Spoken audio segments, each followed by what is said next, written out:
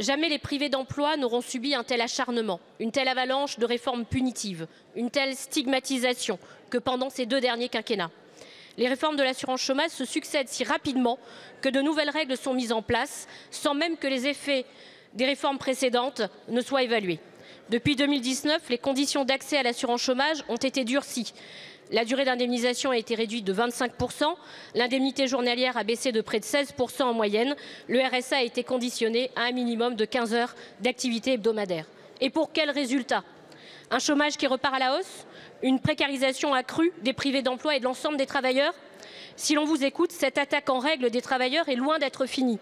Le Premier ministre annonce, bravache, sans consulter les organisations salariales ni patronales, que la durée d'indemnisation peut encore être réduite et qu'il est également possible d'accentuer la dégressivité des allocations. Il annonce aussi tripler chaque année les contrôles des privés d'emploi. Comme si dans votre esprit, les privés d'emploi sont définitivement coupables et fautifs. Une politique pour le plein emploi devrait permettre à chacun de vivre dignement d'un travail durable et de qualité. Vous menez au contraire une politique de l'exclusion qui affaiblit les travailleurs et appauvrit les privés d'emploi. Vous rendez la vie des privés d'emploi tellement insoutenable qu'ils soient obligés de consentir à n'importe quel emploi, quelles qu'en soient les conditions. Alors ma question est sous forme de proposition. Plutôt que de jouer la surenchère autoritaire, la provocation et la division, pourquoi ne pas prendre la voie du dialogue et de l'intelligence collective à travers l'organisation d'une conférence sociale? Je vous remercie. La parole est à Madame Catherine Vautrin, ministre du Travail, de la Santé et des Solidarités.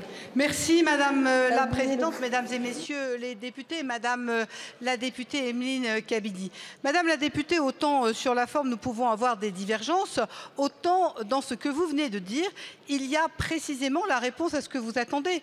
Parce que l'assurance chômage actuellement, où en sommes-nous? Pour être extrêmement précise, vous le savez, nous avons une double négociation qui est en cours. Cette négociation, elle est précisément portée par les partenaires sociaux.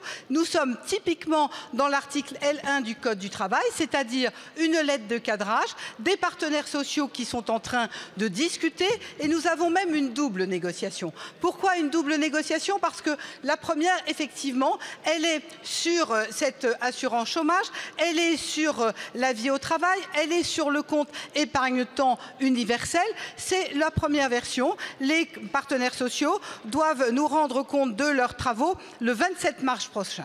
Le deuxième sujet, c'est que les partenaires sociaux, en novembre dernier, n'étaient pas allés au bout du travail sur l'assurance chômage. Et donc, le gouvernement, à l'époque, a fait le choix d'accepter ce qu'on appelle dans notre jargon un décret de carence pour couvrir la période depuis la fin de l'année 23, 31 décembre 23, 30 juin 24, précisément pour laisser aux partenaires sociaux le temps de travailler, de faire leurs propositions. Alors, vous voyez que finalement, sur le fond, quand vous dites vivre dignement d'un travail de qualité, nous sommes d'accord, non seulement travail de qualité, mais nous, ce que nous voulons, c'est l'offrir à tous les Français et c'est pour cela que nous souhaitons les ramener dans le train de l'emploi.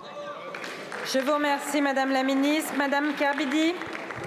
Vous dites vouloir l'offrir à tous les Français, mais je note que vos réformes de l'assurance chômage, elles ne s'appliquent pas en Outre-mer. Et tant mieux, nous n'en voulons pas. Mais si vous étiez un tant soit peu persuadé que cette réforme permettrait de faire diminuer le taux de chômage, vous commencerez par les départements où le taux atteint 20%, comme c'est le cas chez nous.